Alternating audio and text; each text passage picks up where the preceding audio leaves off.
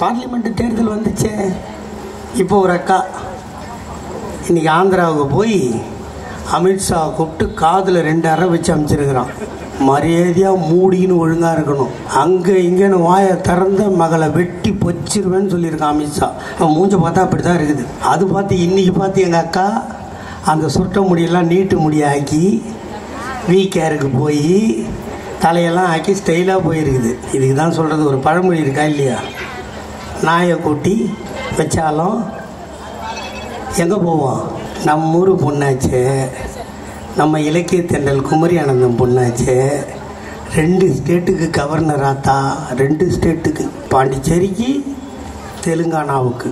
அங்கேருந்து இங்கே பறக்கலாம், இங்கேருந்து அங்கே பறக்கலாம். பங்களா பார்த்தீங்கன்னா நம்ம இங்கே பங்களா இருந்துச்சுன்னா மணலி மார்க்கெட்டில் அங்கே கேட்டு அங்கே 50 போலீஸ் நிற்கும், இங்கே உள்ளெல்லாம் போலீஸ் நிற்கும்.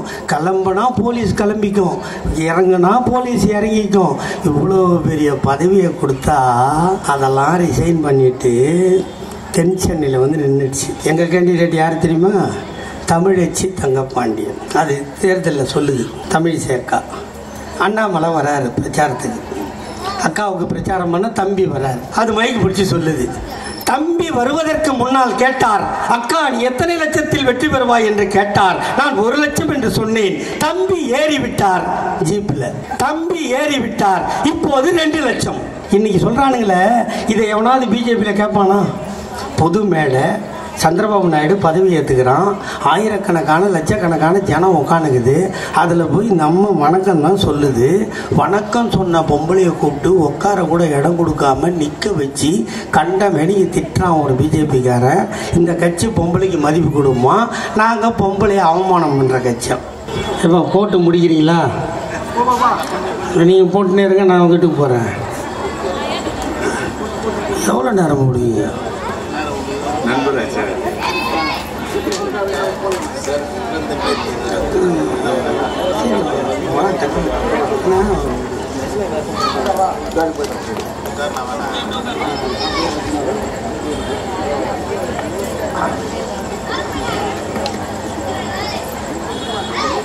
திரளாக வருகை தந்திருக்கின்ற என்னை பெற்றெடுக்காத என் அன்பு தாயே,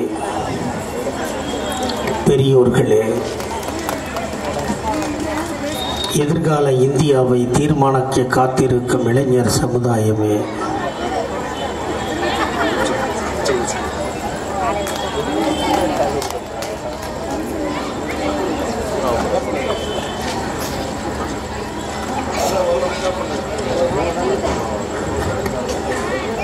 துண்டு போட வர்றதில் தப்பு இல்லை.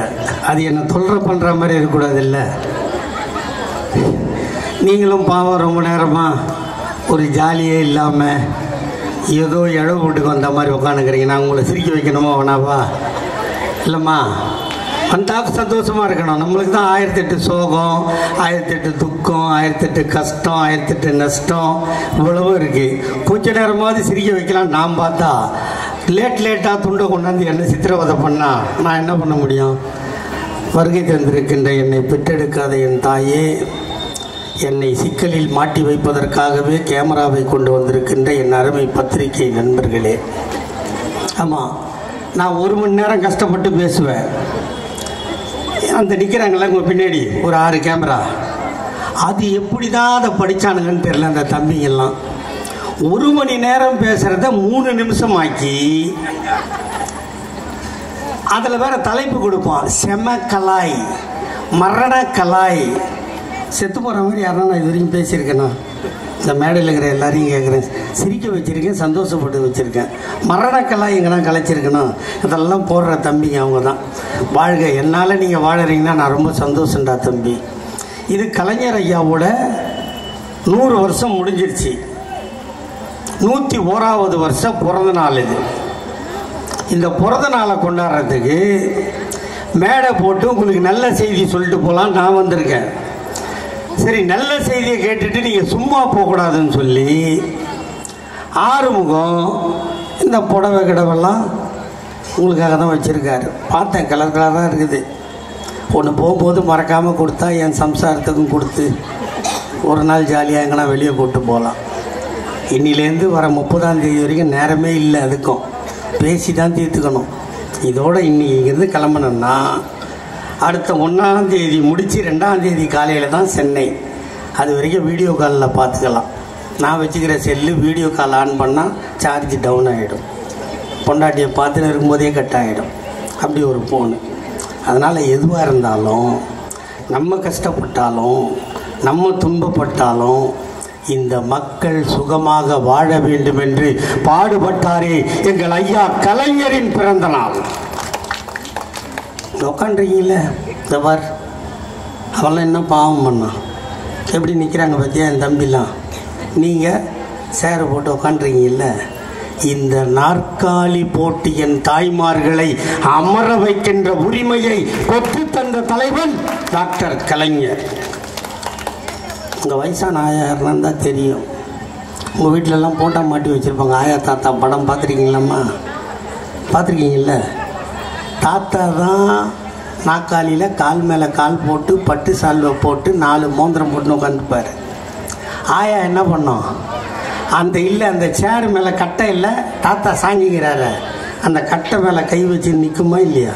இதானே எல்லார் வீட்லேயும் போட்டா. இப்போ ஒன்றா எடுக்கிறானா சொல்லு? எடுத்த பொண்டாட்டி செருப்பு கட்டி எடுப்பான். நான் நீங்கள் ஒன்று அவனை உட்காடுறான், நானும் பக்கத்தில் உட்காடுறேன். நான்லாம் என் பொண்டாட்டியை சேரில் உட்கார வச்சு பின்னாடி கட்டி பிடிச்சின்னு போட்டா எடுப்பேன். 75%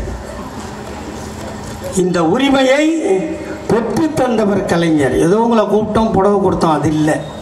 புடவை முக்கியம் இல்லை, மானம் காக்க ஆடை தேவைதான். பசிக்குது, சாப்பிடணும், அதுக்காக கக்கூசில் கொண்டு போய் பிரியாணி கொடுத்தா சாப்பிடுவோமா? அதுதான் பிஜேபி.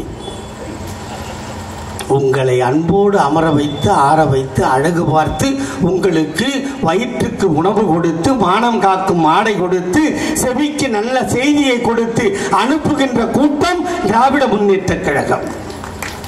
101வது பிறந்த நாளை கொண்டாடுறோம். என் தம்பி அருள்தாஸ் பேசும்போது சொன்னார், முதன் முதலில் என்று சொன்னார். முதலில் எல்லாவற்றையும் கண்டுபிடித்ததனால் தான் இன்று முதல் தலைவனாக அந்த தலைவனுக்கு கொண்டாடி கொண்டிருக்கிறோம். 13 முறை இங்கே சகோதரர்கள் பேசும்போது சொன்னார்கள், எல்லோரும் தோற்றார்கள், ஐயா கலைஞர் தோற்றதே இல்லை. ஆமாம், அவர் சந்தித்த தேர்தல் 13 தேர்தல். 13 தேர்தலிலும் தோல்வியே சந்திக்காத ஒரே மாவீரன் ஐயா கலைஞர். இன்று பாராளுமன்ற தேர்தல் வந்தது. நாங்கள் வீடு வீடாக வந்தோம். பாதி பேர் உங்கள் காலில் விழுந்திருப்பார்கள். உங்கள் கையை பிடித்து கேட்டிருப்பார் ஆறுமுகம் வாக்கு. அவரை பொறுத்தவரை இந்த பகுதியில் வாழுகின்ற மக்களுக்கு என்ன தேவையோ நீங்கள் கேட்காமல் உதவுகின்ற சேர்மனை நீங்கள் பெற்றிருக்கிறீர்கள், அது நன்றாக தெரியும். ஆனால் உங்கள் அடிப்படை தேவைகளை தீர்ப்பதற்கு சட்டமன்ற உறுப்பினரும் பாராளுமன்ற உறுப்பினரும் தேவை. அதனால் ஆறுமுகம் வாக்கு கேட்டார், நீங்கள் வாக்கு போட்டீர்கள். இன்று எங்கள் கலாநிதி வீராசாமி டெல்லியிலே அமர்ந்திருக்கிறார். ஆக நன்றி யாருக்கு சொல்ல வேண்டும் என்றால், உங்கள் பாத மலர்களில் எங்கள் கண்மலரை வைத்து உங்களுக்கு நன்றியை காணிக்கையாக்கினால் மட்டும்தான் அந்த நன்றி சுகமாக கிடைக்கும். என் தாய்மார்களே, நாங்கள் ஆட்சிக்கு வந்தோம். ஐயா கலைஞரை எல்லோரும் சொன்னார்கள், 5 முறை ஆண்டார். 6வது முறையாக அவரின் வாரிசாக எங்கள் அண்ணன் தளபதி உங்களை ஆள வந்தார்.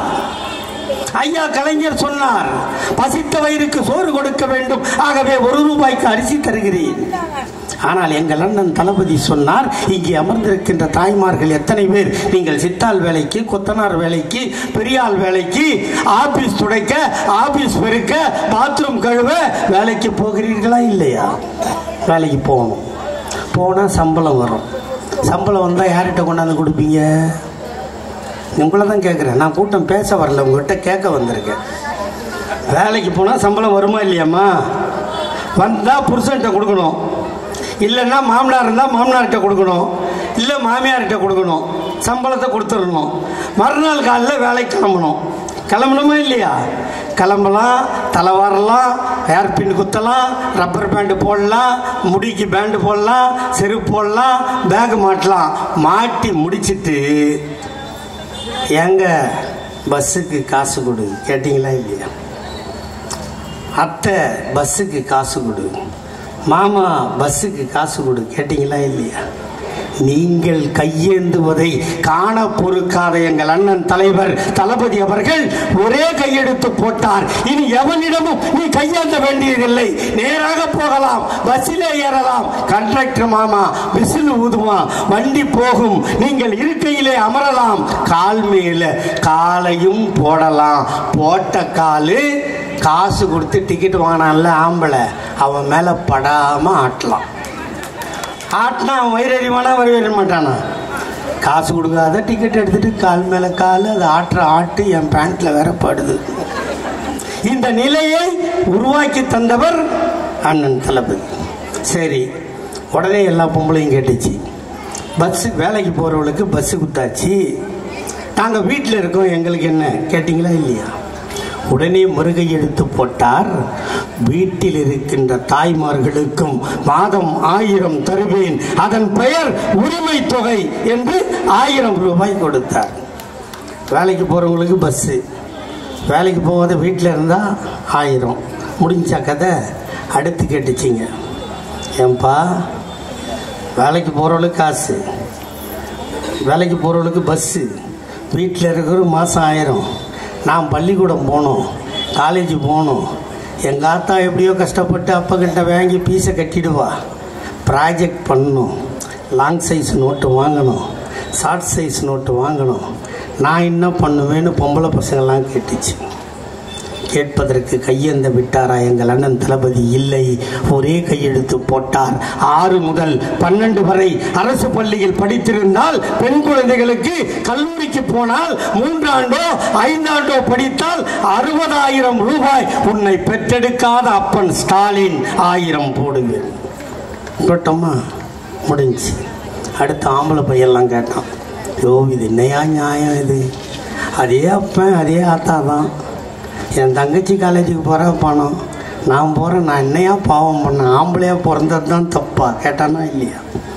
உடனே சொன்னார், இந்த ஆண்டு முதல் ஆண் மகனாக இருந்தால் நீயும் கல்லூரிக்கு போனால் உனக்கும் மாதம் 1000 ரூபாய் தருவேன் என்று அறிவித்தவர் தளபதி அவர்.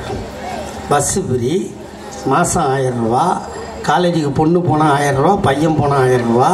இதெல்லாம் பார்த்த உடனே சின்ன குழந்தைங்கள்லாம் கேட்டுச்சு.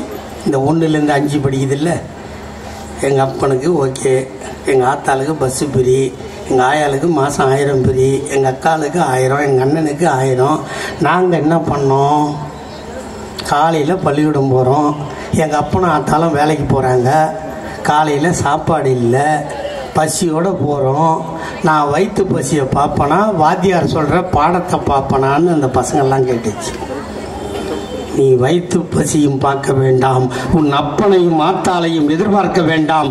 உன் தாத்தா ஸ்டாலின் நான் இருக்கிறேன், இதோ போட்டேன் கையெழுத்து. இன்று முதல் காலை உணவு திட்டம் 1 முதல் 5 வரை படிக்கின்ற பள்ளிகளுக்கு கொடுப்பேன். கொடுத்துட்டோமா இல்லையா? இவ்வளவும் கொடுத்துருக்கோம். கொடுத்துட்டு தான் உங்களை தேர்தலில் வந்து சந்தித்தோம். இங்கே சொன்னாங்கல்ல, அண்ணாமலைன்னு ஒருத்தன் இருக்கான், எங்கள் அக்கா பிள்ளை. சில பிள்ளைங்களாம் பேப்பா பார்த்துருங்களா? 5 பிள்ளை போய் எங்கள் ஆத்தா 10 பிள்ளை பெற்றுச்சு. 10 விதமாக இருக்குமா? அது எங்கள் அக்கா பெற்ற பிள்ளையாக இருந்தாலும் அது ஒரு அராத்தல் பிள்ளை. தேர்தலுக்கு அப்புறம் இங்கே சொன்னார் பேர் நம்ம ஆள், தேர்தலுக்கு அப்புறம் திமுகன்னு ஒரு கட்சியே இருக்காதான். அடங்கம்மாளடே, சொல்கிறதுக்கு ஒன்று வாய் இருக்குமாடா? சொல்லலாமா? இந்த கட்சியில் கட்சி காணாமல் போகணும்னு சொன்ன எல்லாரும் அவன் காணாமல் போய் அவன் செத்த அவன் சாவை எடுத்து அவனுக்கு சமாதி கட்டின கட்சி இந்தியாவில் ஒரு கட்சி இருக்குன்னா அது திமுகவை தவிர வேறு யாரும் இல்லை. அதுக்கு எல்லாத்துக்கும் சமாதி கட்டின ஒரு தலைவன் எங்கள் தாத்தா டாக்டர் கலைஞர். பார்லிமெண்ட் தேர்தல் வந்துச்சே, இப்போ ஒரு அக்கா இன்றைக்கி ஆந்திராவுக்கு போய் அமித்ஷா கூப்பிட்டு காதில் 2 அறை வச்சு அமைச்சிருக்கிறான். மரியாதையாக மூடின்னு ஒழுங்காக இருக்கணும், அங்கே இங்கேன்னு வாயை திறந்த மகளை வெட்டி பொச்சிருவேன்னு சொல்லியிருக்கான் அமித்ஷா. அவன் மூஞ்ச பார்த்தா அப்படி தான் இருக்குது. அது பார்த்து இன்றைக்கி பார்த்து எங்கள் அக்கா அந்த சுருட்ட முடியெல்லாம் நீட்டு முடியாக்கி வீக்கேருக்கு போய் தலையெல்லாம் ஆக்கி ஸ்டைலாக போயிருக்குது. இதுக்கு தான் சொல்கிறது, ஒரு பழமொழி இருக்கா இல்லையா, நாயை கூட்டி வச்சாலும் எங்கே போவோம், ஆயத்துன்னா போவோம். நம்ம ஊர் பொண்ணாச்சே, நம்ம இலக்கிய தென்றல் குமரி ஆனந்தம் பொண்ணாச்சே, 2 ஸ்டேட்டுக்கு கவர்னர் ஆத்தா, 2 ஸ்டேட்டுக்கு, பாண்டிச்சேரிக்கு தெலுங்கானாவுக்கு. அங்கேருந்து இங்கே பறக்கலாம், இங்கேருந்து அங்கே பறக்கலாம். பங்களா பார்த்தீங்கன்னா நம்ம இங்கே பங்களா இருந்துச்சுன்னா மணலி மார்க்கெட்டில் அங்கே கேட்டு அங்கே 50 போலீஸ் நிற்கும், இங்கே உள்ளெல்லாம் போலீஸ் நிற்கும். கிளம்புனா போலீஸ் கிளம்பிக்கும், இறங்குனா போலீஸ் இறங்கிக்கும். இவ்வளோ பெரிய பதவியை கொடுத்தா அதெல்லாம் ரிசைன் பண்ணிவிட்டு தென் சென்னையில் வந்து நின்றுடுச்சு. எங்கள் கேண்டிடேட் யார் தெரியுமா, தமிழச்சி தங்கப்பாண்டியன். அது தேர்தலில் சொல்லுது. தமிழிசை அக்கா, அண்ணாமலை வராரு பிரச்சாரத்துக்கு, அக்காவுக்கு பிரச்சாரம் பண்ண தம்பி வராரு. அது மைக்கு பிடிச்சி சொல்லுது, தம்பி வருவதற்கு முன்னால் கேட்டார், அக்கா நீ எத்தனை லட்சத்தில் வெற்றி பெறுவாய் என்று கேட்டார். நான் 1 லட்சம் என்று சொன்னேன். தம்பி ஏறி விட்டார் ஜீப்பில், தம்பி ஏறி விட்டார். இப்போது 2 லட்சம். இப்போ வாயில் என்ன வைக்கிறது சொல்லுமா? சொல்கிறதுக்கு பேசுறதுக்கு ஒரு நியாயம் அர்த்தம் இருக்கணும். இன்றைக்கி சொல்கிறானுங்களே, இதை எவனாவது பிஜேபியில் கேட்பானா? பொது மேடை, சந்திரபாபு நாயுடு பதவி ஏற்றுக்கிறான், ஆயிரக்கணக்கான லட்சக்கணக்கான ஜனம் உட்காந்துக்குது. அதில் போய் நம்ம வணக்கம் தான் சொல்லுது. வணக்கம் சொன்ன பொம்பளையை கூப்பிட்டு உட்கார கூட இடம் கொடுக்காம நிற்க வச்சு கண்ட மெனிக்கு திட்டுறான் ஒரு பிஜேபிக்காரன்.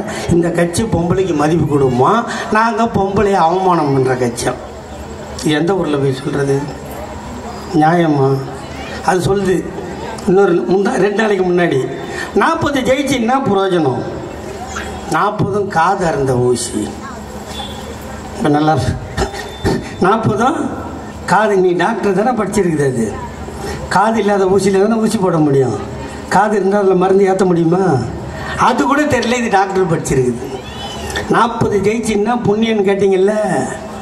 பார்லிமெண்ட்டில் ஜெயிச்சு வந்தார்ல நரேந்திர மோடி. எங்கள் தாத்தா அம்பேத்கர் இருக்கார்ல, அம்பேத்கர் தொட்டா தீட்டு பார்த்தா பாவம்னாங்களே, அந்த தாத்தா எழுதினார்ல அரசியல் சாசன புத்தகம், அதை தூக்கி தலைமையில வச்சு முத்தம் கொடுத்தான் பார். அது தாண்டா இந்த 40 பேர் செஞ்ச சாதனை.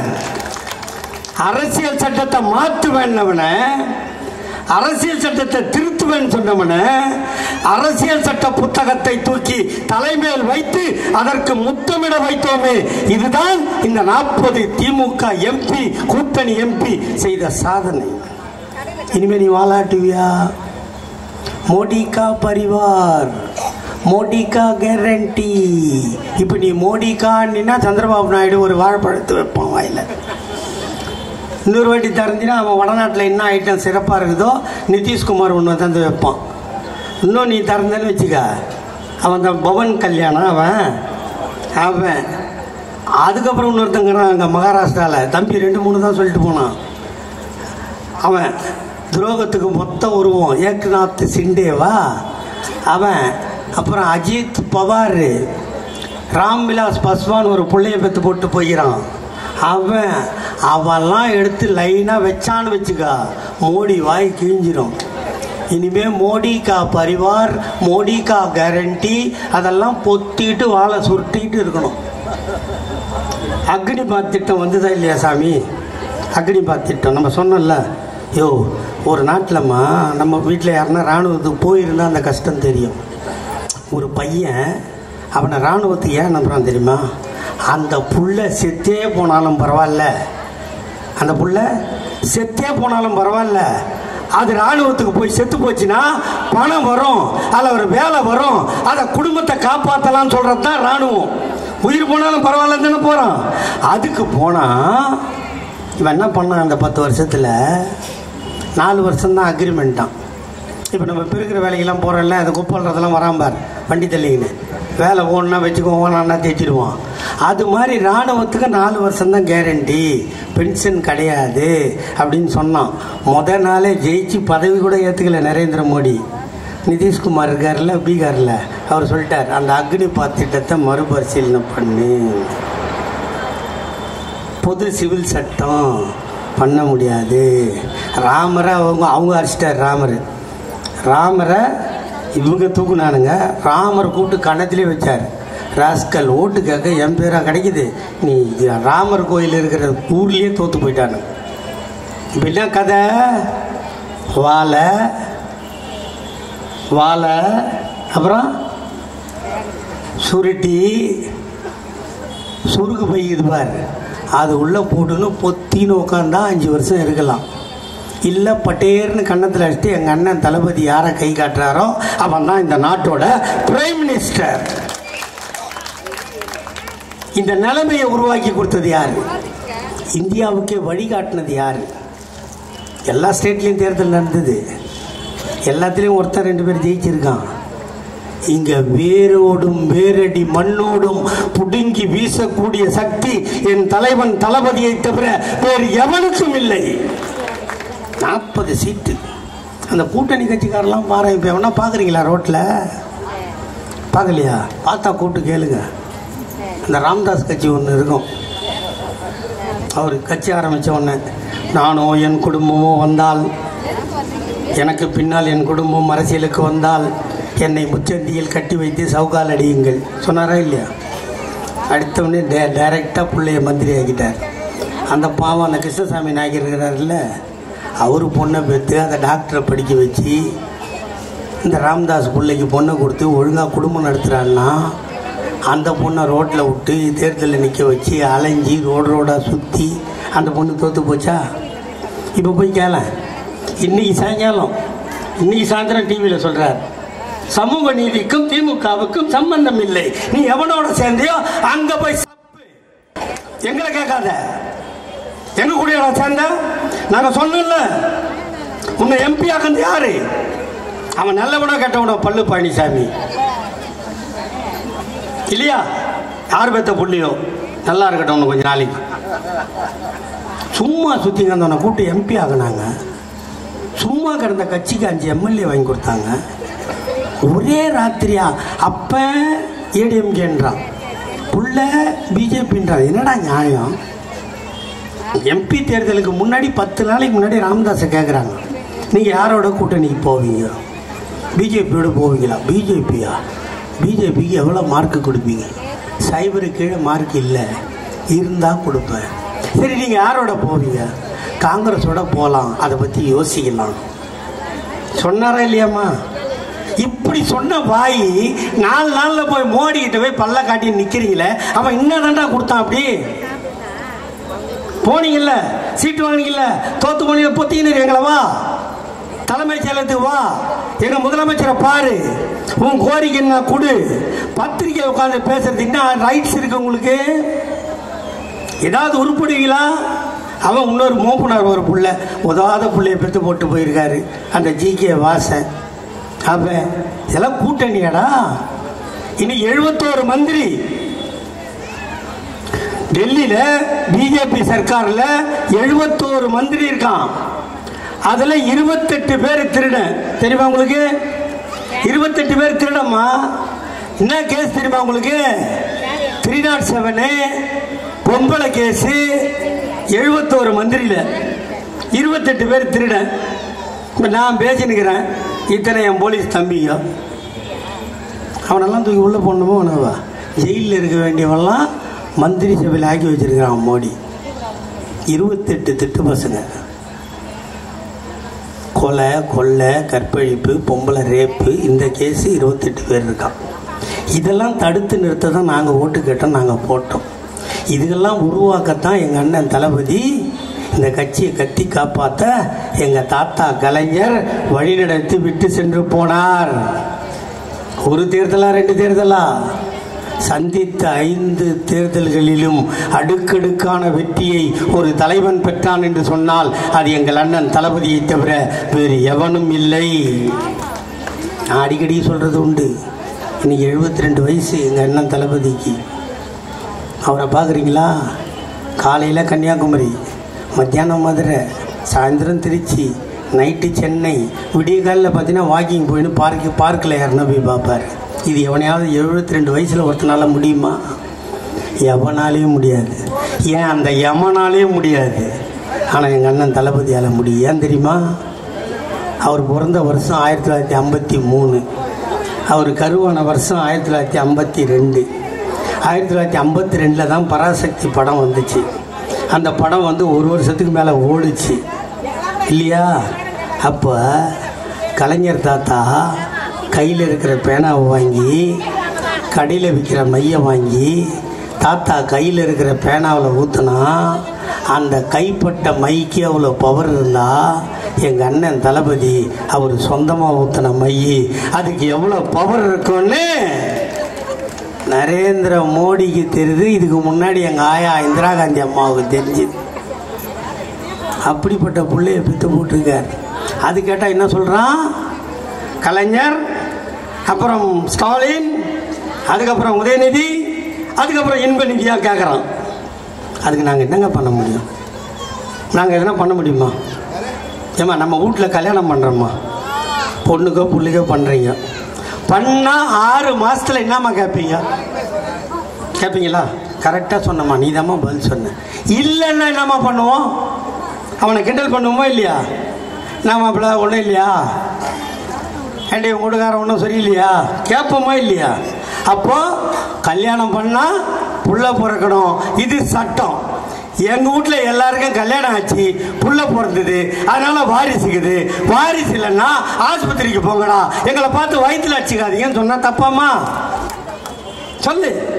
வாரிசு இருக்குது, புள்ள பிறக்குது, அதனால் அரசியலுக்கு வருது. காமராஜருக்கு இல்லை, அண்ணாவுக்கு இல்லை, எம்ஜிஆருக்கு இல்லை, ஜெயலலிதாவுக்கு இல்லை. இல்லைன்னா எங்களை பார்த்து ஏன்டா அடிச்சுக்கின்னு சாவறீங்க? இருக்குது, ஆண்மை இருக்குது, புள்ள பிறக்குது, புள்ளைய ஒழுங்கா வளர்க்குறோம், அரசியலுக்கு வருது. இப்போ சொன்னாங்கல்ல எல்லாரும், எங்கள் தாத்தா கலைஞர் இதெல்லாம் செஞ்சா, எங்கள் அண்ணன் தளபதி இதெல்லாம் செய்கிறார், எங்கள் அண்ணன் உதயநிதி அதையும் தாண்டி செய்வார். சொல்கிறோமா இல்லையா? அந்த சக்தி உங்களுக்கு இருக்கணுமா இல்லையா? தாத்தா கலைஞரை சொல்லணும்னா சுருக்கமாக சொல்கிறேன். ஆணையோ பெண்ணையோ பெற்றுவிட்டால் அவர்களுக்கு திருமணம் செய்ய பணம் இல்லையா? நீ மூளையில் உட்கார்ந்து அழுவாதே, தாத்தா நான் இருக்கிறேன் வா. திருமண திட்டம் 30,000 ரூபாய். திருமணம் முடிந்ததா? அந்த இளம் ஜோடி ஆக்கி சாப்பிட அரிசி இல்லையா? கவலைப்படாதே தாத்தா நான் இருக்கிறேன் வா. 1 ரூபாய்க்கு 1 கிலோ அரிசி தருகிறேன். அந்த அரிசியை ஆக்கி சாப்பிட கேஸ் அடுப்பும் இல்லையா? கவலைப்படாதே தாத்தா நான் இருக்கிறேன் வா. இலவசமாய் கேஸ் அடுப்பும் தருகிறேன். ஆக்கி சாப்பிட்ட ஜோடிக்கு பொழுது போகவில்லையா? கவலைப்படாதே தாத்தா நான் இருக்கிறேன் வா. இலவசமாய் வண்ண தொலைக்காட்சி பெட்டி தருகிறேன். சந்தோஷமாக பாரு. மணமகள் கர்ப்பமாகி போனாளா? அவளுக்கு 7 மாதம் ஆகி போனதா? அவளுக்கு சத்தான உணவை வாங்கி கொடுக்க கணவனுக்கு வக்கில்லையா? மாமனாரால் முடியவில்லையா? கவலைப்படாதே தாத்தா நான் இருக்கிறேன் வா. மாதம் 1000 வீதம் 3000 தருகிறேன். சத்தாக சாப்பிட்டு முத்தாக பெத்து போடு. பெத்து போட்ட பிள்ளைக்கு பால் சுரக்கவில்லையா? கவலைப்படாதே தாத்தா நான் இருக்கிறேன் வா. மீண்டும் 1000 வீதம் 3000 தரும். 3 மாசம் தருகிறேன். சாப்பிட்டு முத்தாக குழந்தையை காப்பாற்று. பெத்து போட்ட பிள்ளை பள்ளிக்கு செல்ல வேண்டுமா? ஸ்கூல் ஃபீஸ் கட்ட பணம் இல்லையா? கவலைப்படாதே தாத்தா நான் இருக்கிறேன் வா. School fees free, uniform free, புத்தகம் ஃப்ரீ, புத்தகம் போடுகின்ற பையும் ஃப்ரீ, அவன் பஸ்ஸிலே போகின்ற பஸ் பாஸும் ஃப்ரீ. பள்ளிக்கு போன பிள்ளை சவலையாக இருக்கிறானா? கவலைப்படாதே தாத்தா நான் இருக்கிறேன் வா. அவனுக்கு சத்துணவில் வாரம் 5 முட்டை தருகிறேன். அவன் முட்டை சாப்பிட மாட்டானா? அவனுக்கு வாழைப்பழம் தருகிறேன். அவன் 9வது முடித்து 10வது முடித்து 11வது போவானானா? அவனுக்கு சைக்கிள் வாங்கி கொடுக்க உனக்கு வக்கில்லையா? கவலைப்படாதே தாத்தா நான் இருக்கிறேன் வா. இலவசமாய் சைக்கிள் தருகிறேன். +1 +2 முடித்தானா? அவன் தான் வீட்டில் முதல் கிராஜுவேட்டா? காலேஜுக்கு போக வேண்டுமா? அவனுக்கு கட்டுவதற்கு பணம் இல்லையா? கவலைப்படாதே தாத்தா நான் இருக்கிறேன் வா. காலேஜ் ஃபீஸும் ஃப்ரீ. அவனும் படித்தானா? அவனும் காதலித்தானா? அவனுக்கும் பிள்ளை பெற்றதா? இப்படி கொடுத்து கொண்டே இருக்கிறேன். பெத்து பெத்து பெத்து வயதாகி போனாயா? நீயும் கவலைப்படாதே தாத்தா நான் இருக்கிறேன் வா. மாதம் 750 ரூபாய் பென்ஷன் தருகிறேன். பேரனை பார், பேத்தியை பார். 58 வயதாகி போனதா? இலவசமாய் பஸ் பாஸ் தருகிறேன். ஊரை சுற்று, கோயிலுக்கு போ, சந்தோஷமாக வாழு. காலம் கெட்டு போனதா? நீ சிக்காகி போனாயா? ஆஸ்பத்திரிக்கு போக வேண்டுமா? ஆட்டோவிற்கு பணம் இல்லையா? கவலைப்படாதே தாத்தா நான் நான் விட்ட 108 ஆம்புலன்ஸை கூப்பிடு, இலவசமாய் ஆஸ்பத்திரிக்கு போ. வைத்தியன் பணம் கேட்கிறானா? கவலைப்படாதே தாத்தா, நான் கொடுத்த கலைஞர் காப்பீட்டு அட்டையை காட்டு, 1 லட்சம் ஃப்ரீ. வைத்தியம் பார், வீட்டுக்கு வா. காலம் கெட்டு போனதா? நீ செத்து போனாயா? உன் பிணத்தை தூக்க 4 பேர் இல்லையா? தன்மானம் தடுக்கிறதா? தாத்தா, நான் போட்ட சட்டம் மார்ச்சரி வேணும் ஃப்ரீ. பிணத்தை கொண்டு வந்தாயா? பார்த்தாயா? அழுதாயா? ஈ வைக்கிறதா? எறும்பு கடிக்கிறதா? கவலைப்படாதே தாத்தா, நான் போட்ட சட்டம் மார்ச்சரி ஃப்ரீசர் பாக்ஸும் ஃப்ரீ. பார்த்தாயா? அழுதாயா? சுடுகாடு போனாயா? புதைக்க வேண்டுமா? கொளுத்த வேண்டுமா? தாத்தா, நான் போட்ட சட்டம் கொளுத்துவதும் ஃப்ரீ, புதைப்பதும் ஃப்ரீ. இப்படி கருவறை முதல் கல்லறை வரை இலவசங்களை வாரி வழங்கிய உலகத்தில் ஒரே முதல்வர் எங்கள் தாத்தா டாக்டர் கலைஞர். சொல்றா எவனா சொல்றா பார்க்கலாம். ஆனா இப்ப என்ன பண்ணா எடப்பாடி? என்ன பண்ணாரு? 5 வருஷம் இருந்துச்சே, கொரோனா வந்துச்சே. கொரோனா வந்தப்ப என்னமா சொன்னார் எடப்பாடி? வீட்டிலிரு, விழித்திரு, விலகிரு, தனித்திரு. அந்த மயிருக்கு நீ ஏன்டா முதலமைச்சராக இருக்கணும்? ரிசைன் பண்ணிட்டு போக வேண்டியதானே? முதலமைச்சர் சொல்லிட்டாரு. மந்திரிலாம் வீட்டில் போடு போட்டான்.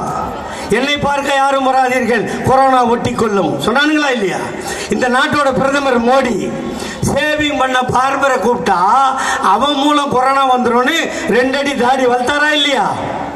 இந்த நாட்டோட முதலமைச்சர் ஓடி ஒழிஞ்சிக்கணும், இந்த நாட்டோட பிரதமர் ஓடி ஒழிஞ்சிக்கணும். ஆனா உலகத்தில் ஒரே ஒருவன் சொன்னான், ஒன்றிணைவோ வா என்று சொன்ன ஒரே தலைவன் எங்கள் அண்ணன் தளபதி. சொன்னதோடு நிற்கவில்லை, ஒரு தொலைபேசி எண்ணை கொடுத்து இந்த எண்ணில் என் கட்சிக்காரனை அழைத்தால் உங்களுக்கு தேவையான மருந்து, மாத்திரை, அரிசி, பருப்பு அத்தனையும் உன் வீடு தேடி வரும் என்று சொன்ன உலகத்தில் ஒரு தலைவன் எங்கள் அண்ணன் தளபதியை தவிர வேறு எவனும் இல்லை. நாங்களும் கொண்டு வந்து கொடுத்தோமா இல்லையா? நீங்களும் போன் பண்ணீங்களா இல்லையா? இப்படி கொடுத்து கொடுத்து எங்கள் கட்சிக்காரர்கள் பல பேர் செத்து போனார்கள். சென்னையில் ஜே அன்பழகன் என்ற ஒரு சட்டப்பேரவை உறுப்பினர் தன் குடும்பத்தை தவிக்க விட்டுவிட்டு செத்து போனான். எங்கள் உயிரை கொடுத்து உங்களை காப்பாற்றிய கட்சி திமுக. ஆனால் அதே கொரோனா காலத்தில் அதிமுக காரன் பினாயில் வாங்கியதில் ஊழல், துடப்பம் வாங்கியதில் ஊழல். நம்ம கொரோனாவுக்கு போய் அட்மிட் ஆனால ஆஸ்பத்திரியில் என்ன சாப்பாடுமா கொடுத்தான்? போனவங்க யாருன்னா இருந்தால் சொல்லுங்கள், இல்லைன்னா வேண்டாம். கொரோனாவில் அட்மிட் ஆனோம், புளி சாதம் தயிர் சாதம் தானே வாங்கி கொடுத்தோம். அதுக்கு 600 ரூபா ஆகுமாம்மா? ஒரு ஆளுக்கு 600 ரூபான்னு சாப்பாடு பில்லு போட்டு திருடின கூட்டம் ஏடிஎம்கே கூட்டம். ஆனால் நாங்கள் ஆட்சிக்கு வந்தோம், எங்கள் அண்ணன் தளபதி வென்றார். எந்த ஆஸ்பத்திரிக்கு போனாலும் இடம் இல்லை, பெட்டில் இடம் இல்லை, படுக்க சீட்டு இல்லை. இவ்வளவு இருந்ததா இல்லையா? கஷ்டப்பட்டீங்களா இல்லையா?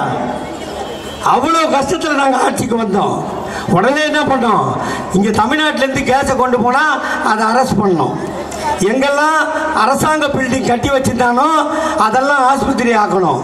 பெட்டை போட்டோம், படுக்கையை போட்டோம், கொரோனாவை தத்துனோம். இதையும் தாண்டி கோயம்புத்தூருக்கு போனார் தமிழ்நாட்டு முதலமைச்சர் எங்கள் அண்ணன் தளபதி.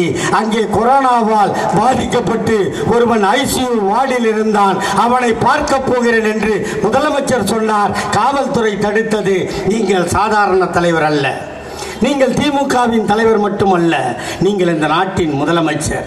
உங்களுக்கு ஒன்றென்றால் இந்த நாடு தாங்காது. ஆகவே அந்த கொரோனா நோயாளியை நீங்கள் பார்க்க கூடாது. அதிகாரிகள் எல்லோரும் தடுத்தார்கள். எடப்பாடி பழனிசாமி மாதிரி 120 கிலோவா இருக்கிறார் எங்கள் ஆள். மொத்தத்தில் 70 கிலோ இல்லை 63 கிலோ இருப்பாருன்னு நினைக்கிறேன் எங்கள் முதலமைச்சர். கொஞ்சோண்டு சதை, கொஞ்சோண்டு எலும்பு, கொஞ்சோண்டு ரத்தம். இதுதான் ஸ்டாலின் இல்லையம்மா? அந்த உடம்பை வச்சுக்கிட்டு அந்த கவச உடையெல்லாம் மாட்டிக்கிட்டு நேராக போகும்போது தடுத்தவரிடம் சொன்னார், அந்த கொரோனா நோயாளியை நான் போய் பார்த்து அவன் உயிர் பிழைத்து என் உயிர் போகும் என்றால் அவனுக்காக என் உயிரை கொடுக்க இந்த ஸ்டாலின் தயங்க மாட்டான் என்று சொன்னவர் ஒரு நாட்டின் முதலமைச்சர் எங்கள் அண்ணன் தளபதி. இப்படி தான் ஆட்சி பண்ணிட்டு இருக்கிறோம். நீங்கள் கேட்குறதெல்லாம் கொடுக்குறோம். இப்போ நாங்கள் தான் ஓட்டு போட்டோமே, இன்னும் என்ன பண்ண போகிறோன்னு கேட்குறீங்களா? இது இல்லை பிரச்சனை, இது இல்லை பிரச்சனை. இன்னும் 2 வருஷத்துல தேர்தல் வரும். ஒரு 10 வருஷம் எங்களுக்கு கேப் விட்டீங்களா? இந்த மணல் எதனா முன்னேறிச்சா? 10 வருஷம் எங்களை வீட்டுக்கு அமுச்சு வச்சுருந்தீங்கம்மா. நான் சத்தியத்துக்கு கேட்குறேன், 10 வருஷம் நாங்கள் இல்லை.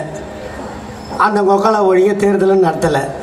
கவுன்சிலர் கிடையாது, மேயர் கிடையாது, ஒருத்தனும் கிடையாது. ஏதாவது ரோடு போட்டானுங்களா? லைட் எரிஞ்சுதா? குப்பை அள்ளானுங்களா? மருந்து அடிச்சானுங்களா? சாயந்தரம் புகை விட்டானுங்களா? இப்போ ஏவி ஆரம்பம் உங்கள் வாடாங்க. இது யார் வாடு? இது உங்கள் வார்டு. இப்போ இவர் தானம்மா உங்களுக்கு கவுன்சிலரு. வந்து பார்க்குறாரா? நல்லது கெட்டதுக்கு வராரா? அப்போ இவர் தேர்தல் ஜெயிச்சதுனால தானே இவர் வர்றாரு. வீட்டில் இருந்தால் தேர்தலே நடக்கலைம்மா, ஒன்றுமே நடக்கலை. இப்போ நான் வரும்போது கூட முனையில் பார்த்தேன், பாதி ரோடு சிமெண்ட் ரோடு ஆக்கி மீதி ரோடு பள்ளம் நோண்டிங்கிறாங்க. நான் ஆட்டோவில் தான் வந்தேன். இதெல்லாம் யாராலம்மா நடக்கும்? நீ 5 வருஷம் 10 வருஷம் எங்களுக்கு லீவ் விட்டினா அந்த வேலை நின்று போயிடும். சரி, நின்று போயிட்டா அந்த பணம்லாம் கல்லாப்பட்டில் இருக்குமான்னா வயசு நக்கிட்டு போயிடுவானுங்க. அதுமா தொடப்போம் இல்லை, தொடப்போம் அதில் துட்டு திருடுறான், பெனாயில் துட்டு திருடுறான். சாவு வீட்டில் எவனா கொள்ளடிப்பானாம்மா? கொரோனா காலத்தில் கொள்ளடிக்கிறதும் சாவு வீட்டில் கொள்ளடிக்கிறதும் ஒன்று தானம்மா. அந்த வேலையை தான்மா அதிமுககாரனுங்க செஞ்சானுங்க. சொல்லு. இப்போ இங்கே பேசும்போது கூட சொன்னாங்க, ஜெயலலிதா வாழ வேண்டும் என்று, சாவ வேண்டும் என்று நாங்கள் சொல்லவில்லை, ஆளக்கூடாது என்று தான் சொன்னோம். அது வாழ்ந்துதா செத்துதா அது நம்மளுக்கு தேவையில்லாத வேலை. அது சாவை வச்சு என்னென்ன பண்ணானுங்க. அந்த அப்போலோ ஹாஸ்பிட்டலையே ஆண்டி மடம் ஆக்கி அங்கே எல்லாம் தலைமுடி வெட்டாத, மொட்டை அடிக்கிறது, போகிறது வர்றது. அந்த அதிமுக இருக்கிற மைக்கை வந்து நீட்டினான். எங்கள் அம்மா இப்போ தான் சாப்பிட்டாங்க, எங்கள் அம்மா இப்போ தான் நான் பருப்பு சட்னி கொடுத்தேன், எங்கள் அம்மா சாம்பார் கேட்டாங்க, சாம்பார் இல்லை நீ சட்னி தாங்குதுன்னு சொன்னேன். எப்படிலாம் புழுவுனாங்க. எத்தனை கோடி லாஸ் பண்ணானுங்க. அந்த அம்மா ஒன்றுமே சாப்பிடல. அங்கே போய் ஆஸ்பத்திரி ஃபுல்லாகி வந்தாங்க. இருந்தால இவெல்லாம் துண்ணு 4 கோடி ரூபா பில்லு. எங்கள் தாத்தா கலைஞர் தான் ஆஸ்பத்திரியில் இருந்தார் இல்லையம்மா. இருந்தால் கண்ணாடிக்குள்ளே இருந்த தாத்தாவை கண்ணாடிக்கு வெளியே உங்களுக்கு கேமராவில் காமிச்சோமா இல்லையா? ஆஸ்பத்திரிக்கு போனார், அங்கே படுத்தார், மறுபடியும் வீட்டுக்கு வந்தார். கொஞ்ச நாள் அந்த தொண்டையில் ஹோல் போட்டிருந்தாங்க, அது ஒரு டேக் போட்டு காமிச்சோமா? அப்போ கூட எங்கள் ஆள் சும்மா இல்லை. அப்போ கேட்டான் ஒரு அதிமுககாரன் என்ன வந்து, என்ன உங்கள் தாத்தா பேச மாட்டாரா அப்படின்னா. அந்த பேசுகிறாரு பாடுறான்னு. என்னான்னா அவர் என்ன பண்ணுறாரு பாருன்னு. ஆமாம், கிரிக்கெட் விளாட்றாரு, பேரனுக்கு பால் போடுறாரு. அவன் சொன்னான் என்கிட்ட. நான் திருப்பி சொன்னேன், பால் தான் போடுறாரு, அவர் பேட் ஆடலாம், இல்லை விக்கெட் கீப்பராக இருக்கலாம், இல்லை ஃபீல்டராக இருக்கலாம். ஆனால் அவர் ஏன் போலிங் மட்டும் போடுறாரு? ஏற்கனவே நான் தேர்தலில் போட்டியிட்டு 13 விக்கெட்டை எடுத்து விட்டேன். 14வது விக்கெட் எடுக்க நான் தயார். என்னோடு பேட்டிங் ஆட யார் தயார்? அவன் கேட்டான்ல, என்ன எல்லா இடத்துலையும் புகை வந்துடுச்சு, உடம்புல எங்கெங்கே ஓட்டக்குதோ எல்லாத்துலேயும் புகை. 96 வயசில் அப்படி கிண்டல் பண்ணானுங்கம்மா. அந்த 96 வயசில் கூட தனக்கு முதுகில் ஆப்ரேஷனு போய் எங்கே அட்மிட் ஆனார்? ராமச்சந்திராவில் அட்மிட் ஆனார். உங்களுக்கு தெரியும், ராமச்சந்திராவில் அட்மிட் ஆகிட்டு ஆப்ரேஷன் முடிஞ்சு கண்ணை திறக்கிறாரு. கண்ணை திறந்தால் அதிகாரிகளை கூப்பிட்டு எவ்வளோ செலவாச்சுன்னு கேட்குறாரு. அதெல்லாம் அரசாங்கம் பார்த்துங்க, நீங்கள் விடுங்கன்னானுங்க. ஐயோ எவ்வளோ ஆச்சு சொல்லியா? சொன்ன உடனே ஒரு முதலமைச்சர் நான், எனக்கு இந்த செலவானது அரசாங்கம் பார்த்து கொள்ளும். இந்த அளவுக்கு ஒரு சிகிச்சை தேவைப்பட்டு என்னை பெற்றெடுக்காத தாய்மார்களுக்கு ஒரு ஆபத்து என்றால் அவர்கள் எங்கே போவார்கள் என்று யோசித்து ராமச்சந்திரா ஹாஸ்பிட்டலிருந்து ஆம்புலன்ஸில் ஏறி கோட்டைக்கு போய் கையெழுத்து போட்ட திட்டம் தான் கலைஞர் காப்பீட்டு திட்டம். நீங்க சொல்றானுங்களே மோடி வீடு யாராரு கட்டிக்கிறீங்க? மோடி வீடு, மோடி வீடாம். ஆனா பேடி இதை கண்டுபிடிச்சி சொன்னது எங்கள் தாத்தா கலைஞர்ரா. ஹவுசிங் போடுறது இல்லை, எல்லாருக்கும் குடிசை வீடு தான். பணம் உள்ளவனுக்கு ஃபஸ்ட் ஃப்ளோரு, பணம் இல்லைன்னா ஓட்டு வீடுக்கு பக்கத்தில் ஒரு குடிசை வீடு. இதான் நம்ம இருந்துச்சு. ஆனால் எங்கள் தாத்தா கலைஞர் தான் கனவு கண்டார், பணம் உள்ளவனுக்கு முதல் மாடி என்றால் பணம் இல்லாத என் தாய்மாருக்கு 3வது மாடி கட்டி கொடுப்பேன் என்று குடிசை மாற்று வாரிய திட்டத்தை கொண்டு வந்து என் ஏழை தாயை 3வது மாடியில் தலைவர வைத்த ஒரே தலைவன் தானே. அந்த தலைவனோட மகன் தானே இன்று ஆட்சி செய்து கொண்டிருக்கிறார். இந்த ஆட்சிக்கு நீங்கள் துணை இருக்க வேண்டுமா வேண்டாமா என்பதை தீர்மானிப்பதற்காகத்தான் இங்கே கூட்டம் நடத்தி கொண்டிருக்கிறோம். நீங்கள் சிந்தித்து பார்க்க வேண்டும். ஏதோ நாங்கள் பேசுகிறோம், ஏதோ வரோம், இல்லை. இப்போ என்ன கூட சொன்னாங்க, இங்கே 1008 சிக்கல், அந்த சிக்கல், இந்த புக்கல் எல்லாம் சொன்னாங்க. எங்கள் முதலமைச்சரே பிடிச்ச 64 நாள் ஜெயிலில் போட்டார், தெரியுமா உங்களுக்கு? 64 நாள் உள்ளதை பேசுனதுக்கு. சரி, பையன் மேலே கம்ப்ளைண்ட்டு, நம்ம வெளியவே சுற்றிட்டா ஊரெல்லாம் கத்திக்கிட்டே இருப்பான். பையனை பிடிச்சி பந்தாபஸ்தாக போன வச்சார் 64 நாள். 64 நாள் பிடிச்சி பெயில்.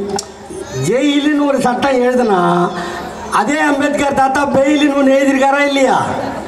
அது கொஞ்சம் முன்ன பின்ன ஆகும். வந்தேன், 5 மாதம் சும்மா இருந்தேன், மேடை இல்லாத கஷ்டப்பட்டேன், பேசியே பழகினேன். எனக்கு 7 வயசுலேருந்து பேசுகிறேன். இப்போ 65 ஆக போகுது. இந்த 10ஆம் மாதம் வந்து 65. ஒரு 8 மாதம் பேசாமல் இருந்தால் எப்படி இருக்கு? அதை விட செத்து போயிடலாமான்னு தோணுமா தோணாதான்? இருந்தேன் அமைதியாக. மறுபடியும் வாடா படவா, இனிமேல் அது மாதிரி பேசாத. யார்? எங்கள் முதலமைச்சர். ஐயா, நான் எதுவும் பேசுறதில்லை ஐயா, நம்மளை எவனா பேசுனா நான் திருப்பி பேசுவேன் ஐயா, அதை தான் வானான்றேன்னு. அதை விட செத்து போயிடுறேன்னு. அதை விட செத்து போயிடுறேன்.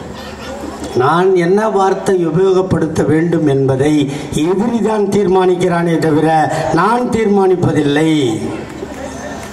ஒரு உத்தமன ஒருத்தன் திட்டான், மகாத்மா காந்தி சுதந்திரம் வாங்கி கொடுக்குறேன்னு ஒருத்தர் சொல்லிட்டு உயிரோடு இருக்கலாமா?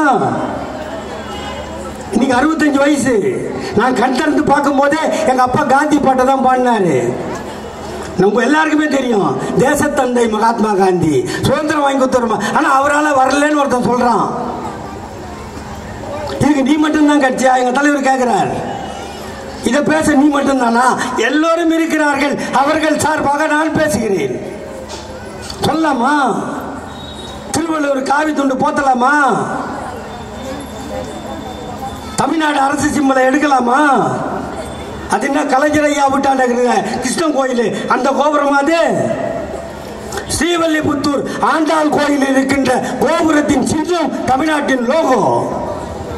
இதை கூட தெரியாத முட்டாள்கள் உயரமான பதவியில் உட்கார்ந்து கொண்டு என்னை எட்டி உதைப்பார்கள். இதை பார்த்து கொண்டு இருப்பதற்கு நான் பரதேசிக்கு பிறக்கவில்லை. இந்த நாட்டிற்கு சுதந்திரம் வாங்கி கொடுத்த சுதந்திர தியாகியின் மகன். என்னால் பொறுக்க முடியாது, நான் பேசுவேன் என்று சொல்லிவிட்டு வந்தேன். இதான நியாயம்? எல்லாருக்கும் பாதுகாப்பு வளையம். எல்லாம் பிடிச்சி போட்டார்ல. மகாத்மா காந்தி சுதந்திரம் வாங்கி கொடுக்கலன்னு சொன்னார, அவரை பிடிச்சாரா? ஏன் பிடிக்கல?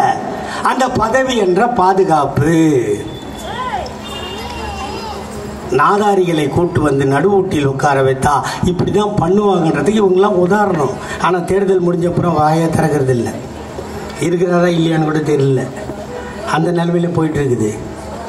நான் சொல்ல விரும்புவது, இப்போ எத்தனை கம்பெனிக்கு போயிருக்கோம், வெளிநாட்டுக்கு போனோம், நாங்கள் என்ன காசு திருட போனோம், துபாய்க்கு போனோம், ஃப்ரான்ஸுக்கு போனோம், அங்கே இருக்கிற தொழிலதிபரெல்லாம் பார்த்தோம். ஐயா, நாங்கள் ரோடு போட்டு தரோம், உங்களுக்கு இடம் கொடுக்குறோம், உங்களுக்கு கரண்ட்டு கொடுக்குறோம், சாலை வசதி போட்டு தரோம். எங்கள் இப்போ தமிழ்நாட்டில் வந்து கம்பெனி ஆரம்பிங்க. கம்பெனி ஆரம்பித்தா இந்த தளபதி 52 பிள்ளைய பற்றி வச்சிருக்காரு. இல்லை இல்லை, ஓம் புள்ள ஏன் புள்ள வேலைக்கு போகிறதானே. இப்போ நீட் தேர்வு ஒழியணும்னு போராடுறோம். வருஷம் வருஷம் ஆயிரக்கணக்கான பேர் செத்து போகிறாங்க. கலைஞர் ஐயா வீட்டு புள்ள எதனா டாக்டர் ஆச்சா? ஓம் புள்ள என் புள்ள ஆவணம் தான் இருக்கிறோம். புரியுதா உனக்கு? இங்கே ஒழுங்கா தேர்தல் நடக்குது, நீட்டு தேர்தல். இங்கே யாரும் தப்பு பண்ணல, அங்கே இருக்கிறவங்களாம் தப்பு பண்ணுறான். ஒரு வாரத்துக்கு முன்னாடியே கொஸ்டின் பேப்பரை கொடுத்துட்றான். காலி பேப்பரை ஃபில் பண்ணி கொடுத்தா போதும், அப்புறம் போய் பதில் எழுதலாம். அறிவில்லாதவெல்லாம் தேர்ந்தெடுத்து டாக்டரா வந்தால் நம்மளாம் வாழறதா சாவறதா? இதுக்கு விடை காண வேண்டும். இப்போ ஓரளவுக்கு தமிழ்நாட்டிலேருந்து அப்படியே வடநாட்டு வரைக்கும் போயிடுச்சு அந்த பிரச்சனை. அந்த பிரச்சனை கண்டிப்பாக தீரும். நான் என்ன கேட்குறேம்மா, எல்கேஜி யூகேஜி இல்லையா, அதுக்கப்புறம் 12 வருஷம், 12 2 14 வருஷம், 14 வருஷம் பிடுங்காத படிப்பை அவன் ஒரு 3 மணி நேரம் வைக்கிற தேர்தலில் தெரிஞ்சுக்குவானா? அப்போ 14 வருஷம் படித்த படிப்பு வேஸ்ட்டா?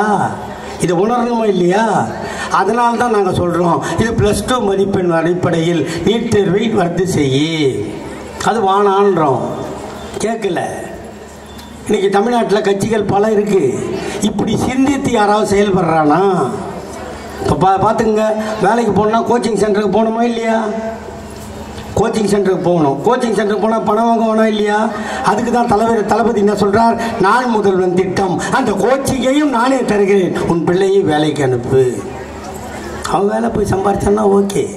பொண்ணு காலேஜ் டிகிரி முடிச்சாலும் வேலைக்கு போய் சம்பாதிச்சா அவள் குடும்பத்தை அவள் பார்த்துட்டு போகிறா. இப்படி நாங்கள் பணம் கொடுப்பதை பிச்சை என்று விமர்சித்தார்கள். நாங்கள் 1000 ரூபா கொடுக்குறத பிச்சைன்னு சொன்னாங்க. சொன்னவர்கள் இன்று இல்லை, கொடுத்த நாங்கள் தான் உங்கள் முன்னால் நின்று கொண்டிருக்கிறோம். நீங்கள் தான் எங்களுக்கு தீர்மானம் சொல்லுகின்ற எஜமானர்கள். உங்களை நம்பித்தான் நாங்கள் களத்தில் இருக்கிறோம். உங்களுக்காக மட்டும்தான் நாங்கள் உழைக்கிறோம். உங்கள் வாழ்வு உயர்ந்தால்தான் இந்த தமிழ்நாடு உயரும் என்று நாங்கள் நம்புகிறோம். அதனால் தான் பெண்களுக்கு சொத்தில் சமப்பங்கு என்ற சட்டத்தை கொண்டு வந்த இந்தியாவில் ஒரே முதல்வர் எங்கள் தாத்தா கலைஞரை விட்டால் வேறு எவனுக்காவது தோன்றியதா? நான் சொன்னேனே, ஆரம்பத்திலிருந்து சொன்னேன்ல, சாதாரண கல்யாணத்தில் ஆரம்பித்து சுடுகாட்டுக்கு போகிற வரைக்கும் சொன்னல, அதோடு விட்டாரா? ஆணையம் பொண்ணையும் வாழ வச்சார், வேலை இல்லாதவருக்கு வேலை கொடுத்தார்.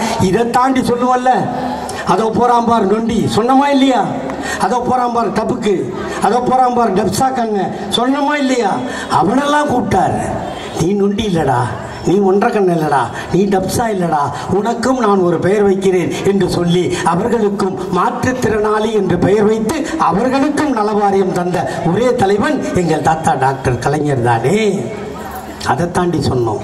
அதோ போகிறான் பொட்டை, அதோ போகிறான் 9, சொன்னமா இல்லையா? அவர்களை கேவலப்படுத்தினோம், அவர்களை வாழ வைத்தோமா? அவர்கள் வாழ்வுக்காவது ஏதாவது உதவி செய்தோமா? எதையுமே செய்யலை. ஆனால் அவனெல்லாம் கூப்பிட்டார். எவெல்லாம் சமுதாயத்தில் ஒதுங்கி இருக்கானோ, எவெல்லாம் கேவலப்பட்டானோ அவனெல்லாம் கூப்பிட்டு, நீங்கள்லாம் கவலைப்படாதீங்க, நீங்கள் வாங்க, உங்களை இனிமேல் எவனும் பொட்டேன்னு கூப்பிடக்கூடாது, உண்மையை எவனும் 9ன்னு சொல்லக்கூடாது, உங்களுக்கு ஒரு அழகான பேர் வைக்கிறேன், அந்த பேர் தான் திருநங்கைகள் என்று பெயர் சூட்டி அவர்களுக்கும் நலவாரியம் தந்தார். ஒரு காலத்தில் நம்ம ரயில்வே ஸ்டேஷனுக்கு போகிறோம், திருவத்தூர் ஸ்டேஷன் தான் நம்மளுக்கு பக்கமாக. அந்த ஸ்டேஷனில் நம்மலாம் போய் நின்றுட்டுருப்போம். ஒரு ஒயிட் பேண்ட்டு, ஒயிட் ஷர்ட்டு, ஒரு தொப்பி போட்டு கொடி ஆட்டுவார்ல ஸ்டேஷன் மாஸ்டர், அவெல்லாம் அந்த மேல் ஜாதிக்காரர்கள். நம்மளால் என்ன வேலை தெரியுமா? காக்கி அரக்கால் டவுஜரு, பின்னாடி பச்சை சிவப்பு கொடி, ஹவாய் செப்பல், அந்த ப்ளக்கை தட்டணுமா இல்லையா? நம்ம அதுக்கு தான் நம்ம லாக்கி, கொடியாட்ட அவன் தான் லாக்கின்னு போட்டு வச்சுருந்தானா இல்லையா சட்டம்? ஆனால் தாத்தா கலைஞர் தான் சொன்னார், நீ தண்டவாளத்தில் பிளக்கட்ட தட்ட பிறக்கலடா, நீ ஆட்டின கொடியும் ஆடும் ரயிலும் ஓடும் என்று சொல்லி இந்த நாட்டில் பிற்படுத்தப்பட்டவனையும் தாழ்த்தப்பட்டவனையும் ஸ்டேஷன் மாஸ்டர் ஆக்கி அழகு பார்த்தவர் எங்கள் தாத்தா டாக்டர் கலைஞர். கோர்ட்டுக்கு போனால் கருப்பு கவுன் போட்டு நீதிபதியாக உட்காந்து ஆர்டர்னு தட்டுவார்ல கட்ட சுற்றில, அவெல்லாம் அவன். அதே கோர்ட்டு வாசலில் வெள்ளை பேண்ட்டு, வெள்ளை சட்டு, சிவப்பு தொப்பி, சைலன்ஸ். பொண்டாட்டி ராத்திரியில் கதவு தாப்பால் போட்டால் கூட இவன் சைலன்ஸ்னுவான். காலைல 10:30 ஆரம்பித்தா சாயந்தரம் 5:30 வரைக்கும் சைலன்ஸ் தானே. அதுக்கு தான் நம்ம லாக்கி அந்த சீட்டில் உட்கார அப்பா தான் லாக்கின்னு சொல்லி வச்சுருந்தான். எங்கள் தாத்தா கலைஞர் தான் சொன்னார், நீ சைலன்ஸுன்னு கத்த பிறக்கலடா, நீ அடித்தா கட்ட சுற்றி மடிக்கும், சட்டமும் பேசும் என்று சொல்லி இந்த நாட்டில் தாழ்த்தப்பட்டவனையும் பிற்படுத்தப்பட்டவனையும் நீதிபதியாக்கி அழகு பார்த்தவர் எங்கள் தாத்தா டாக்டர் கலைஞர். கோயிலுக்கு போனால் பெரிய கவுறு கட்டி வச்சுருப்பான். இப்போல்லாம் நைலான் கயிறு, அப்போ நூல் கயிறு, அதை பிடிச்சி ஆட்டுவான் நம்ம ஆள். இப்போ கூட பெருமாள் கோயிலெலாம் போய் பாருங்கள், நம்ம ஆள் டங்கு டங்கு டங்குன்னு ஆட்டுவான். அவன் நம்ம ஆள். உள்ள வெள்ளி தட்டு இருக்கும், அதில் 3 மணி இருக்கும், வெள்ளி மணி. அதை ஆட்டுறவாள்லாம் அவள் தான் ஆட்டுவாள். அப்படி ஆட்டுவாளா? எங்கள் தாத்தா கலைஞர் சொன்னார், நீ கவுறு கட்டின மணி ஆட்டி ஆட்டி உன் கையெல்லாம் காப்பு காய்ச்சி போச்சுடா, நீ வெறும் பெரிய மணி ஆட்ட பிறக்கலை, நீ ஆட்டினா வெள்ளி மணியும் ஆடும், ஆண்டவனும் பேசுவான். ஆகவே இன்று முதல் அனைத்து ஜாதிக்காரனும் அர்ச்சகராகலாம் என்ற சத்தத்தை போட்டவர் எங்கள் தாத்தா டாக்டர் கலைஞர். இவ்வளவும் செஞ்சு கொடுத்து தாழ்ந்து கிடந்த பெண்களை முன்னேற்றி பெண்களை வாழ வைத்து நாங்கள் உங்களெல்லாம் தெளிப்பாக்கி வைப்போம், தமிழ்நாடு நல்லா இருக்கும். ஆனால் எங்கிருந்தோ வந்தவர்கள் எங்களை கொள்ளையடிக்க பார்ப்பார்கள், உங்கள் வளத்தை சுரண்ட பார்ப்பார்கள். அதை தடுத்து நிறுத்துவதில் திமுக காரன் உயிர்தான் போகும் என்றால் அந்த உயிரை கொடுத்தாவது உங்களை வாழ வைப்போமே தவிர உங்களை காட்டி கொடுத்து ஆள வேண்டும் என்ற நம்பிக்கையில் எங்கள் அண்ணன் தளபதி இருக்க மாட்டார். அதை மட்டும் நான் இந்த மேடையிலேருந்து கண்டிப்பாக சொல்கிறேன். உங்கள் வாழ்வு எங்களோடு, எங்கள் வாழ்வு உங்களோடு. மக்களோடு நாங்கள் இருப்போம். மக்களுக்கு தீங்கென்றால் திமுக காரன் வந்து நிற்பான். இது எழுதப்படாத சட்டம். ஆனால் தேர்தலுக்கு தேர்தல் வந்துவிட்டு திருவிழாவுக்கு திருவிழா ஊர்லேருந்து சொந்தக்காரன் வீட்டுக்கு வந்த மாதிரி போகிற கட்சி இந்த கட்சி இல்லை. இனிமேல் உங்களுக்கு நான் வேண்டி விரும்பி கேட்டுக்கொள்வதெல்லாம், ஏதோ நீங்கள் சொல்லலாம், நாங்கள் மாநில லட்சக்கணக்கான ஓட்டு போட்டு ஜெயிக்க வச்சிட்டோம், கலாநிதி வீராசாமி ஜெயிச்சிட்டாரு. அப்படி இல்லை. எதிர்த்து வாங்கியவன் டெபாசிட் வாங்கி இருக்கக்கூடாது. அவன் கட்டுத்தொகையை இழக்க வேண்டும். தப்பு செய்தவனுக்கு தண்டனை கொடுக்க வேண்டும். உங்களை வாழ வைத்தவனுக்கு உயர்வு கொடுக்க வேண்டும். அதற்குத்தானே நாங்கள் தேர்தலில் வந்து நிற்கிறோம். அதற்குத்தானே நாங்கள் வாக்கு கேட்கிறோம். நிற்பவன் எவனாக இருந்தாலும் பரவாயில்லை, நாங்கள் சின்னத்தை பார்த்தோம். அப்படி நாங்கள் கேட்கவில்லை. நாங்கள் உங்களுக்கு உழைத்திருந்தால், உங்களுக்காக நாங்கள் பாடுபட்டு இருந்தால், கூப்பிட்ட குரலுக்கு நாங்கள் ஓடி வந்திருந்தால் எங்களுக்கு வாக்களியுங்கள் என்று கேட்கின்ற தெம்பும் திராணியும் திமுகவிற்கு தவிர வேறு எந்த கட்சிக்கும் இல்லை. எனக்கு முன்னால் பேசும்போது எல்லாரும் சொன்னார்கள், இந்த கட்சி 1949 ஆரம்பித்தது, 100 ஆண்டுகளை தொடப்போகிறோம். எல்லா கட்சியும் இருக்கு நாட்டில். காங்கிரஸ் கட்சி, அதனோட சின்னம் ராட்டை, ராட்டைக்கு பின்னால் ஏறு பசுவும் கண்ணும், ஏறு உழவன், கை சின்னங்கள் மாறியது.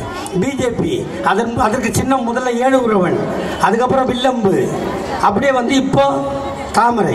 இப்படி ஆரம்பிக்கப்பட்ட கட்சிகள் எல்லாம் சின்னத்தை தொலைத்திருக்கிறார்கள், பெயரை தொலைத்திருக்கிறார்கள். ஆனால் எங்கள் தாத்தா கலைஞர் கட்டி காப்பாற்றிய திராவிட முன்னேற்ற கழகம் மட்டும்தான் அன்றிலிருந்து இன்று வரை உதயசூரியன் சின்னத்தையும் கருப்பு சிவப்பு கொடியையும் எவனும் தொடாமல் பார்த்து கொண்ட தலைவர் எங்கள் தாத்தா டாக்டர் கலைஞர். அவருடைய 100 வயது முடிந்து 101வது வயதில் நிற்கின்ற நேரத்தில் நாங்கள் கேட்டோம், இந்த 101வது பிறந்த நாளில் எங்கள் தாத்தா கலைஞருக்கு நீங்கள் வாக்கு தாருங்கள், 40க்கு 40 என்று நீங்கள் தந்தால் அதை கலைஞரின் காடலில் வைத்து சமர்ப்பித்து நன்றி கூறுவேன் என்று எங்கள் அண்ணன் தளபதி சொன்னார். நீங்களும் கொடுத்தீர்கள். என் அருமை தாய்மார்களே, படித்த இளைஞர்களே, பட்டம் பெற்றவர்களே, உங்களை பார்த்து எல்லோரும் சொல்கிறார்கள், அதிலும் குறிப்பாக பிஜேபி காரன் சொல்கிறான், நீங்கள் போதைக்கு அடிமையானவர்கள் என்று. தமிழகம் போதையில் தள்ளாடுகிறது என்று சொல்லி, இல்லை, நாங்கள் நாட்டை உயர்த்த பிறந்தவர்கள் என்று காட்ட வேண்டிய பொறுப்பு இளைஞர்களுக்கு இருக்கிறது. அந்த இளைஞர்களுக்கு தேவையான வேலை வாய்ப்பை உருவாக்கி தருவது எங்கள் அண்ணன் தளபதிக்கு இருக்கிறது. இதை நாங்கள் கொடுக்கிறோம், அதை நீங்கள் கொடுங்கள். நம்மை பார்த்து ஏசிப்பவன் கன்னத்தில் அறைந்ததைப் போல நீங்கள் வாழ்ந்து காட்ட வேண்டும். உங்கள் வாழ்வுக்கு உறுதுணையாக நாங்கள் இருப்போம். நீங்கள் வாழும் காலம் வரைதான் எங்கள் வாழ்வு என்று நாங்கள் நினைக்கிறோம். ஆகவே தாய்மார்களே, பெரியோர்களே, ஐயா கலைஞரின் நூற்றாண்டில் இப்படி ஒரு வாக்கு அளித்து எங்களுக்கு 40 தந்தீர்கள். உங்கள் பாத மலர்களில் எங்கள் கண்மலரை வைத்து நன்றி கூறுகிறோம். இது இருக்கிறார் உங்கள் சேர்மேன், உங்கள் கவுன்சிலர், அவர் இதை ஏற்பாடு செய்திருக்கிறார். உங்களுக்கும் நேரம் ஆகிறது. பல தாய்மார்கள் இடுப்பை பிடித்து பார்க்கிறீர்கள். எனக்கும் தெரிகிறது, என்னை பெற்றவளும் ஒரு பெண் தானே, எனக்கு மனைவியும் ஒரு பெண் தானே, நான் பெற்ற 2 குழந்தைகளும் பெண் தான். அதனால் பெண்களின் கஷ்டம் எனக்கும் தெரியும். ஆகவே பெரியவர்களே, தாய்மார்களே, உங்களை நாங்கள் ஏமாற்ற மாட்டோம். எந்த காலத்திலும் எங்களுக்கு நீங்கள் துணையாக இருந்து, எங்கள் அண்ணன் தளபதிக்கு துணையாக இருந்து, எங்கள் சின்னவர் உதயநிதிக்கு துணையாக இருந்தால் வாழ்நாள் பாக்கியமாக உங்களுக்கு உழைப்போம். வாக்களித்த தாய்மார்களுக்கு நன்றி. இப்படிப்பட்ட கூட்டத்தை ஏற்பாடு செய்த என் ஆருயிர் அண்ணன் ஏவி ஆறுமுகத்திற்கும் என் நெஞ்சார்ந்த நன்றியை தெரிவித்து, அவரோடு உழைத்தவர்களுக்கும் என் நன்றியை காணிக்கையாக்கி இத்துடன் என் முறையை நிறைவு செய்கிறேன். வெல்க தமிழ். வணக்கம்.